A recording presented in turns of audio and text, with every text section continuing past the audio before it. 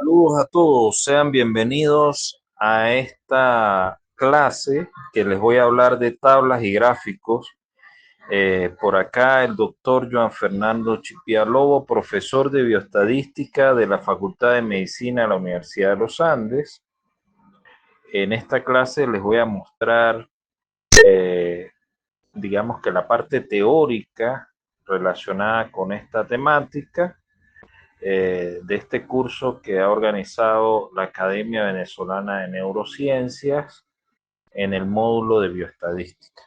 Cuando se realiza una tabla y un gráfico, fundamentalmente se está representando y organizando un conjunto de datos en categorías o estoy contando la cantidad de elementos que existe de un valor, ¿sí? O incluso de alguna, estoy mostrando algún indicador, ¿sí? Vinculado con una variable. Pueden existir variables únicas que estoy estudiando o pueden ser variables que se estén cruzando, es decir, que estoy considerando la relación entre al menos dos variables e incluso puede ser múltiple, ¿no? E incluso se puede mostrar una tabla donde yo tenga diferentes variables, pero cada una la estoy analizando por separado y no combinándola entre ellas. Esto también se puede ver en gráficos. Ustedes ven gráficos que puedo considerar una única variable o puedo considerar varias variables, de acuerdo al análisis que se realice. Toda tabla y todo gráfico debería tener un título, un cuerpo y una fuente. Y es acá donde vamos a ir desarrollando, digamos que algunas informaciones que son de carácter clave para mostrar una buena tabla, un buen gráfico que resuma una información. Empezamos con el título, ¿no? Bueno, en primer lugar se recomienda considerar un número, bien sea en trabajo de grado o de posgrado, o en un artículo debe tener un número para uno hacer referencia cuando está escribiendo a qué tabla o a qué gráfico está señalando, ¿no? Entonces, por ejemplo, yo digo la tabla 1 o digo el gráfico 5, yo lo ubico, aunque no esté ubicado exactamente en el texto, yo puedo revisar y precisar dónde está ubicado la tabla o el gráfico. Es importante considerar la variable, ¿sí? O las variables que estoy midiendo, ¿sí? Porque pueden ser varias. Eh, pero siempre debo mencionar en primer lugar, por ejemplo, sexo, nivel educativo, nivel de instrucción, ¿sí? Luego digo a quién, a los sujetos de la muestra, a los estudiantes de medicina, a los estudiantes del diplomado de metodología de la investigación de la Asociación Venezolana de Neurociencia. ¿En dónde? Bueno, en este caso, pues, si lo estamos haciendo en un lugar específico, decimos en Mérida, en Caracas, en cualquier lugar donde lo estemos haciendo, y la temporalidad. Esto es importante, ¿no? Decir, mira, lo estamos haciendo entre enero y febrero de 2025 o lo estamos haciendo entre enero 2023 y enero 2025. Esto tiene una vinculación epidemiológica bien interesante porque cuando nosotros hacemos estudios de carácter bien sea descriptivos o analíticos que son de carácter observacional, es bien importante decir en qué lugar y en qué tiempo se está llevando a cabo. Sin embargo, pues en algunos lugares no es tan obligatorio el dónde, es decir, el lugar y el tiempo, eh, porque si es un estudio experimental, en ocasiones no se debe detallar este elemento, ¿sí? Pero sí debo decir cuál es la variable y qué estoy haciendo con esa variable, a quién se la estoy suministrando. Algunos autores mencionan que el cómo es importante, el cómo serían los indicadores que se mencionan. A mi juicio, esto no es necesario en el título, sino se puede especificar en la fuente y lo veremos en la lámina correspondiente. Entonces, de acuerdo a mi experiencia, de acuerdo a lo que he revisado, es suficiente con mencionar la tabla o el gráfico con su número, la variable, a quién va dirigido, dónde y en qué temporalidad específica. En cuanto al cuerpo de la tabla, cada columna debe presentar alguna característica o indicador. Por ejemplo, si yo digo la variable nivel socioeconómico es mi primera columna, ¿verdad? Y debajo voy a tener bajo, medio y alto, ¿sí?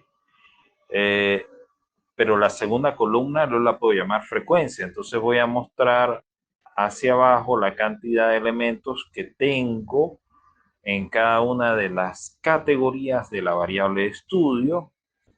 Luego sigo con la variable porcentaje, etcétera. Dependiendo del número de variables, se presentan los totales arriba o abajo.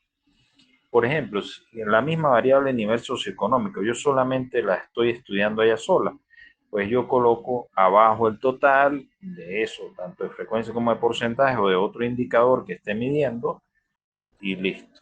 Pero en ocasiones yo estoy midiendo las características sociodemográficas y ahí yo estoy midiendo sexo, edad, nivel socioeconómico, nivel educativo, etcétera.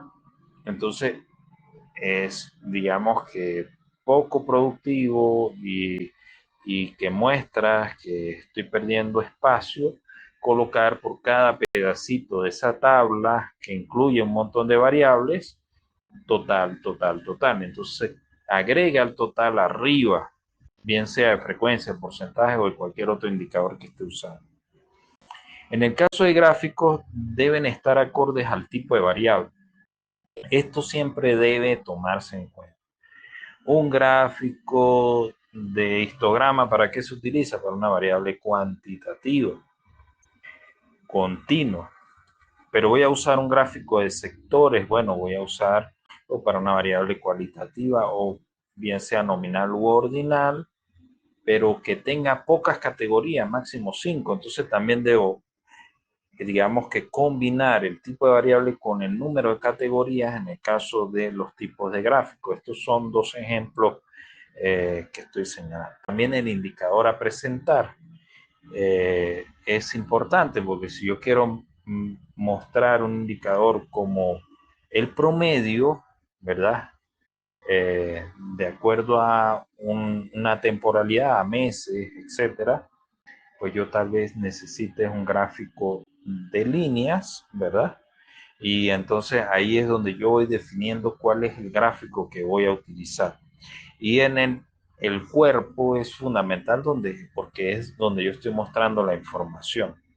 Si yo quiero representar una cantidad, en el caso de, por ejemplo, el gráfico de sectores masculino-femenino, no voy a poner la cantidad que hay por cada sector, sino simplemente voy a poner el porcentaje de cada uno de los sectores. Entonces siempre es bueno utilizar un indicador relativo o un indicador que resuma realmente la información y que a su vez ese indicador me permita posteriormente generar procesos de discusión cuando eh, corresponda, ¿no? Porque esta sería la sección de resultados de un artículo científico que después se discute y esa discusión debe hacerse con antecedentes y por ello cuando yo estoy haciendo una tabla, un gráfico, debo utilizar un indicador que sea más fácil de discutir, de comparar con investigaciones previas. El tercer elemento de bien sea una tabla o un gráfico es la fuente, ¿no? Es de donde estoy tomando la información. En el caso de ser una fuente primaria, puede señalar que son datos recolectados por el autor o los autores o son cálculos propios. En el caso de datos de fuentes secundarias, por ejemplo, un archivo de un hospital, ¿verdad? O un archivo de un archivo histórico o una base de datos, debo especificar de dónde estoy tomando esa información, ¿sí? Para decir que esa es tomada de esa fuente de información. En esa tabla o gráfico, a veces es necesario colocar una nota. La nota se debe agregar antes de la fuente, ¿sí? Nota, por ejemplo. Bueno, nosotros hemos visto mucho que se usan los asteriscos. Los asteriscos se utilizan para hacer un llamado de atención de que existe una diferencia estadísticamente significativa, ¿sí? Desde el punto de vista inferencial. Entonces, abajo se pone la nota. Y es importante en esa nota mencionar el estadístico de prueba, ¿sí? Eh, por eso les decía en algún momento que no es necesario poner el cómo en el título, porque si yo lo pongo en la fuente, pues igual lo estoy mencionando y no recargo tanto el título, y la fuente o la nota me va a detallar qué indicador estoy utilizando, ¿sí? Porque a veces uno de una tabla pone el p-valor, ¿verdad? Y dice, bueno, 0.002 es significativo, y abajo escribe el asterisco. Existen diferencias estadísticamente significativas a un nivel del 95% de confianza, ¿verdad?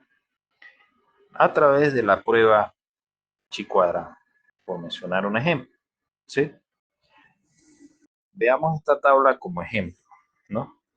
Esta fue tomada de un trabajo en el cual fui tutor, ¿no? Fíjense que tiene un número, tabla 2, variable sociodemográfica, la variable. ¿A quién? A los trabajadores encuestados, que en este caso está hablando de la Facultad de Farmacia y Bioanálisis, está dentro de un texto, ¿verdad? Entonces, bueno, en ocasiones no es tan necesario especificar por cada tabla en la Facultad de Farmacia y Bioanálisis de la Universidad de los Andes, diciembre de 2024, ¿sí? Sino en ocasiones es suficiente con decir que es de los trabajadores encuestados. ¿Qué me va a determinar esto? El lugar donde lo voy a presentar, ¿sí? En ocasiones hay lugares donde la normativa es muy exigente, muy precisa, y les dice que no importa, que hay que poner el lugar exacto. Bueno, entonces uno se ajusta a la normativa de esa institución y agrega Facultad de Farmacia, Universidad de los Andes, 2024-25. Esto ya es parte de lo que se establece en la revista, de lo que se establezca en la institución educativa a nivel superior de pre o posgrado. Pero siempre debería tener un número, siempre debería tener unos sujetos, y siempre debería tener, en el caso de los estudios observacionales, a quién y en dónde y en qué lugar se aplica. Vean que acá yo estoy mostrando en una primera columna la variable, ¿sí? Edad. Y la edad primero tiene una serie de grupos etarios, ¿sí? Entonces tiene 18 a 35. Hay 21 sujetos y esto representa 29,17%. Y así va con cada uno. Luego viene indicadores de media aritmética, error típico de la media, mediana, desviación estándar, mínimo y máximo. Este es un ejemplo de cómo estoy yo describiendo la variable edad. El género, simplemente muestro frecuencia y porcentaje, grado de instrucción, y así con cada una de las preguntas que se hicieron. Este sería el cuerpo de la tabla. Esto era lo que les decía en algún momento del video, que tenía que ver con que podía tener una gran variable, que tenía muchas variables pequeñas, lo que llaman las dimensiones de la variable, que estoy detallando después, ¿no? Pero que las estoy estudiando por separado, no en conjunto, no cruzadas. Y luego agrego como fuente cálculos propios, ¿sí? Esto es un ejemplo muy simple de una tabla que va a resumir una información que es útil. En este caso fue útil para un trabajo de grado. Y acá tenemos otro ejemplo. En este caso son gráficos. Muestro un gráfico de sectores, un gráfico de histograma. Esto también fue un trabajo en el cual fui el tutor, ¿verdad? Aquí vemos que estamos presentando el gráfico de sectores y me muestra un porcentaje por cada uno de los sectores y hace la leyenda. Siempre es bueno que se lea bien la información, además de mostrar el título. Fíjense que el título lo estamos agregando debajo. Gráfico 1, el número, igual la variable sexo de los residentes de posgrado encuestados en el IH ULA, lugar y en 2024. También la idea no es cargar mucho el título de la tabla o el gráfico. En ocasiones uno obvia un poco en los gráficos la fuente, ¿sí? Pero en ocasiones es bueno detallarla, ¿sí? Todo depende del trabajo de investigación y ahí es donde uno va haciendo precisión. Vean que estoy agregando el porcentaje solamente, ¿no? En el cuerpo, no se está agregando, por ejemplo, frecuencia, no. También se muestra un gráfico de histogramas, las barras están pegadas y muestro porcentaje por cada una de las barras y además de ello, las barras, eh, los rangos de los grupos etarios son equivalentes, de 5 en 5, ¿no? Y esto permite observar algún tipo de frecuencia vinculada con los sujetos de investigación. Estos son dos ejemplos muy sencillos. Por supuesto, ustedes van a ver cómo se hace el cálculo, cómo se hace el gráfico en sí. Van a observar otros videos, allí tienen bastante material de apoyo vinculado con la temática. Bueno, y cierro este video corto de tablas y gráficas. Gracias por su atención. Ustedes tienen una serie de videos, ¿verdad? Vinculados con aspectos prácticos de tablas, de gráficos, que pueden observar, que pueden detallar. Allí tienen mis señas, por si acaso requieren alguna información adicional. Estamos por acá a la orden. Fue un placer compartir en esta clase. Hasta luego.